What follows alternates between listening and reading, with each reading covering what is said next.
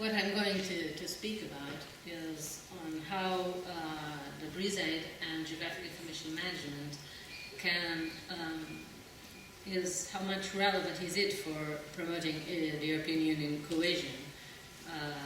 And I will doing it mainly by showing the monitoring environmental quality in urban areas example, which in abbreviation is called IQ2U, that has been developed by within Briseide by the Portuguese Geographical Institute, which is the Portuguese mapping agency.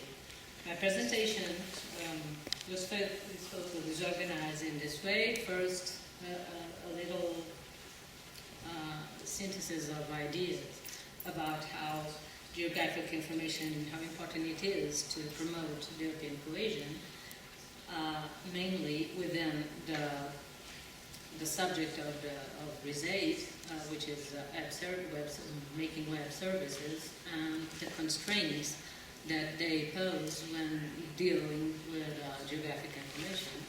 Then showing you, describing you the Briseide main goal that perhaps I will skip because Giuseppe already talked about it, and skip directly into the IQ2U example to finally make some conclusions and give some possible ideas for future development.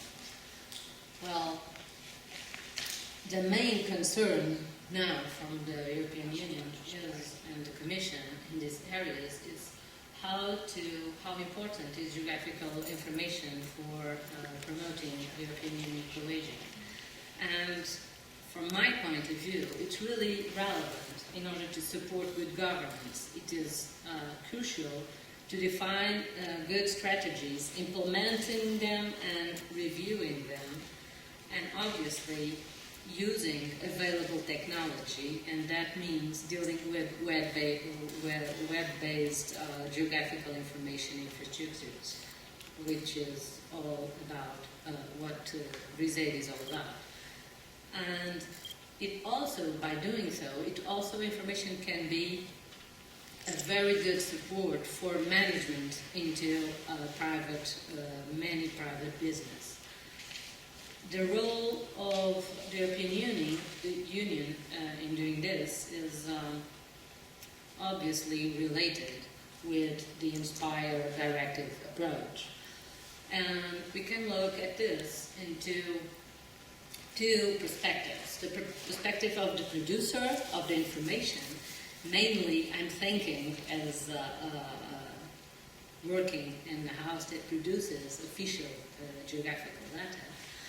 The main concerns of the producer, and in Portugal by now, obviously that's a concern,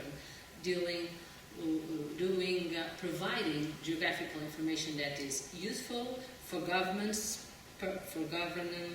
purposes, but assuring that that information fits for the purposes that it should fit. We had to deal with some problems when putting it into web services. That is property and licensing. That is maintenance, how not only data, but also the human resources that has always to be learning new things, a new way of doing things.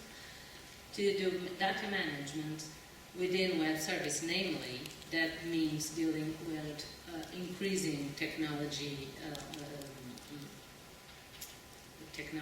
improvements, dealing with the correct and choosing the correct metadata profile, namely making it compatible with the Inspire approach, but always being in mind that the metadata must serve the user's community. And so our main concerns are to meet the legal purpose that the data must serve, also obviously meeting data specifications, but always being aware if the data are useful, if they could be more useful for good governance, for private business as well, because they are also our clients, and we have to obviously assure that not only taxes pay the information that we make available, but part of it would be because we are promoting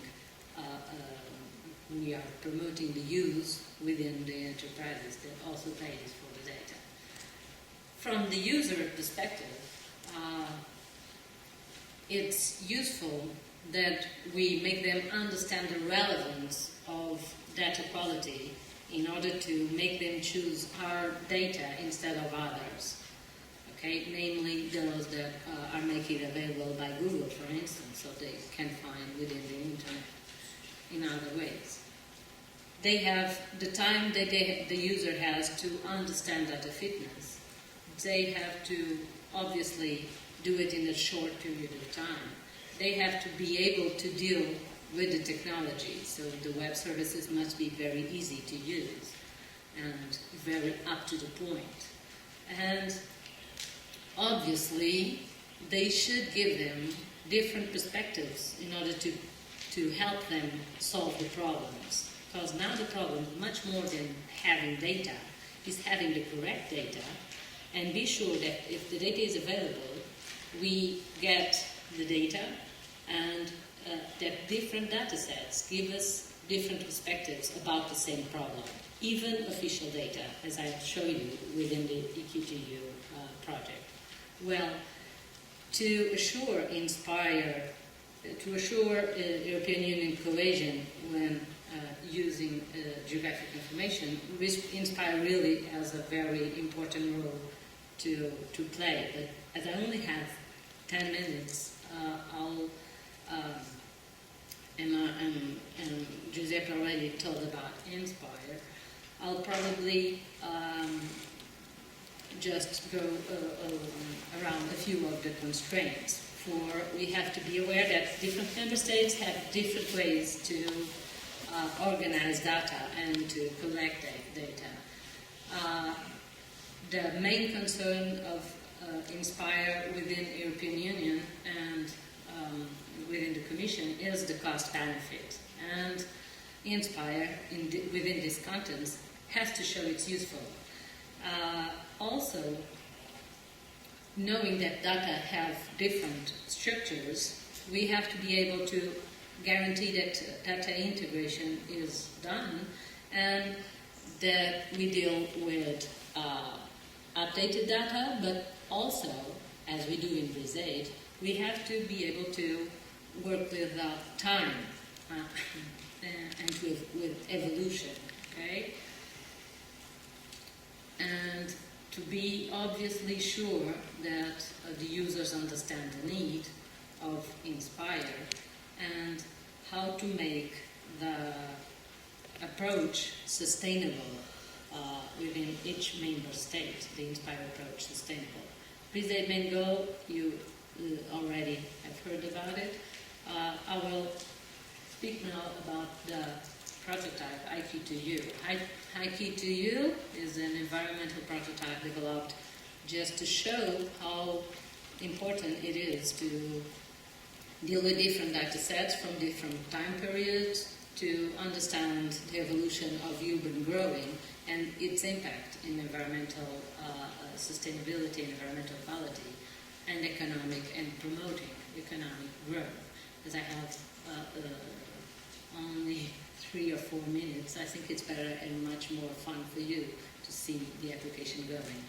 This application was developed for 2 areas. One central area of Portugal, which is mainly rural, but it is the upper one. It is near one of the most relevant watersheds that supplies water for about 1/4 of the Portuguese population. And urban growth there has obviously a very big impact in water quality. And the second one is near Lisbon. It's the green arrow. It's within Lourdes municipality that is a municipality next to Lisbon city. So the urban pressure is much higher there. Here is the Briseide web service working with the data that so far we collected and found it relevant in order to evaluate urban growth. What we can do is, there you see in red, the red line means what was planned as urban growth area. And what we have to approach the urban evolution is different. What we have behind is a raster map, orthophoto map, that is dated of 1999. And when you look at the different maps, you can look at urban evolution, which almost appears to be almost nothing, then something happened afterwards, and look at to other issues that you can be aware of. That is, was a picture, the orthophoto maps that EGP did. The flight was during a forest fire, okay? And that's why the picture looks like this. And you can see the evolution of the urban occupation. And after the forest fire, you can see, well, I'm sorry that this doesn't point, I think I point it there, but over there, you can see that there's an impact in the water, because as much houses you have, the much the people want to have their own boats, and the much sewage can go into the water. There you can only see the boats part. This is only a visual approach of the problem. You have other vector inputs that you can use to study the problem, mainly the thematic map of land use that give you from 99 decade to the 2000 decade, the evolution. Unfortunately, the technology isn't yet available to deal with the colors in here, but it will do it in the next month, I hope. You can also evaluate urban growth not only by using the houses, but by using the thematic vector maps and having the evolution of how much of the soil has been converted into urban and how much is still rural. And also have you have the possibility of simply count the licenses and the houses in order to be aware of urban growth. And this is the Lourdes municipality, obviously, which much more higher density. And you also can compare this with statistic information in order to see if it's consistent with the population growth, and to see if the houses that you are building will have someone to buy them, so that we always have to divide the price of the utilities into the people that inhabit in certain areas, and to be sure that the urban growth is sustainable, you have to match both, okay? So I just brought you 3 different data sets, alphanumeric data sets, thematic vectorial data sets, and the raster data sets, in order to following the idea that my colleague just told you about, dealing with different data sets within the infrastructure and dealing obviously with the time. And so the main conclusions of this project and within Briseide approach is that obviously the geographic information web-based infrastructures are quite relevant in order to integrate a large approach into a holistic approach to understand some problems that are posed when we are looking at urban sustainable growth in a social, economic, and environmental perspective. Some of the inputs related to are obviously related to the accomplishment of the legal framework.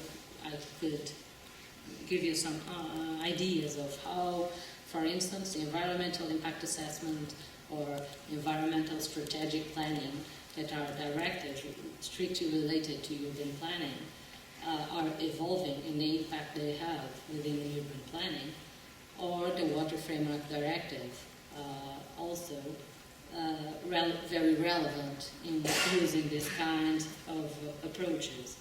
And obviously they are related, strictly related to the Inspire, to improving Inspire understanding and to be aware of the Inspire constraints and Inspire contribution to make European cohesion not only in economic terms within the private sector, but when the European Commission approves different directives that has to be implemented in different states with different legal particular frameworks that have to be adapted and obviously have different costs.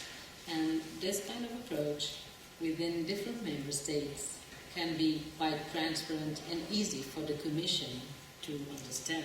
So the future developments would be some of them explored within the Briseide project, like those related with data management problems within web services, but obviously some others like developing tools that will easily understand users, help users to understand the fitness for purpose of the available data.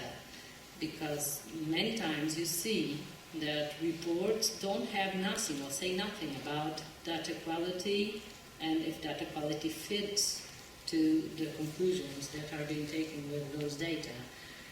And obviously to create new users and expand the geographical information market, not only in the public sector, but obviously also in the private area.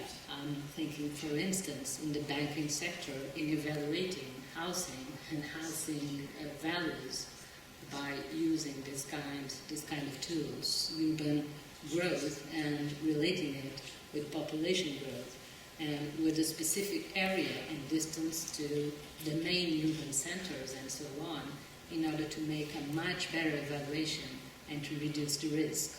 And reducing the risk, obviously, reducing for us all the risk of having a banking system that creates sometimes so large economical problems. Well, this presentation is at the end. Thank you very much for your attention. And I give the floor to my colleague.